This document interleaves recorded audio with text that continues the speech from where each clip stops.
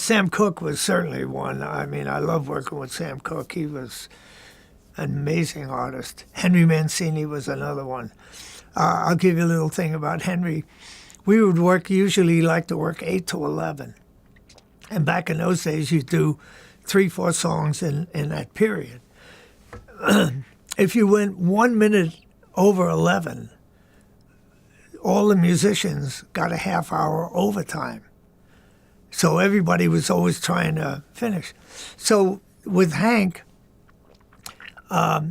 we'd do the last take, and it would be 2 minutes to 11. We'd say, "Oh, God, that was great, Hank. Wow, fabulous."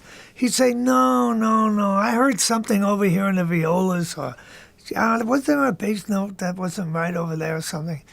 And we'd do another take, and it would put us 1 or 2 minutes over 11 o'clock, and all the musicians got a half-hour overtime. That was Hank's way of saying thank you to the musicians, and he did it every single time. And I loved him for that. I thought that was such a generous thing to do. So he was one of my favorites.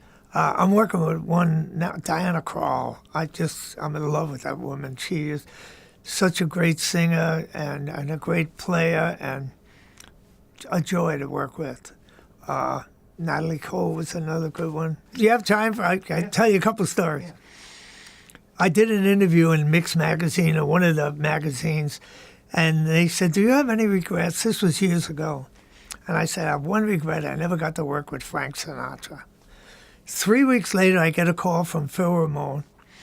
"Hey, Al, how you doing?" And Phil and I were really dear friends, so we're chatting back and forth.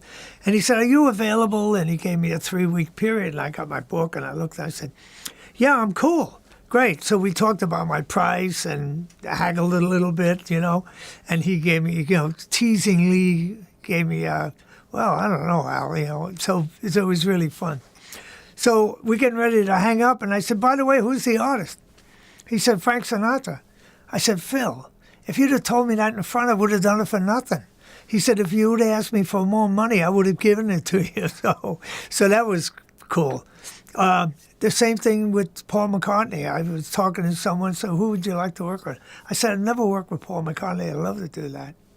Sure enough, Paul McCartney. So there's one artist out there I'd like to work with now. She doesn't know about it, but Sade. I think I could make a great record with Sade, capture her voice and so forth. So that's it. Otherwise, I've worked with everybody. Oh, yeah, sometimes I'll wake up, if I've been mixing, I'll wake up and I'll say, "God, did I have enough bass on that mix? Or did I do this?" It's one of the reasons I don't have a studio at home. Because if I did, I'd be up at 2 a.m. down at the studio trying to fix things.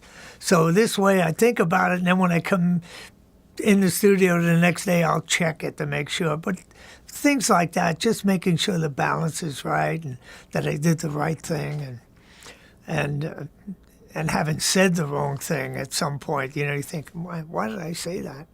Oh my, that was not kind. So...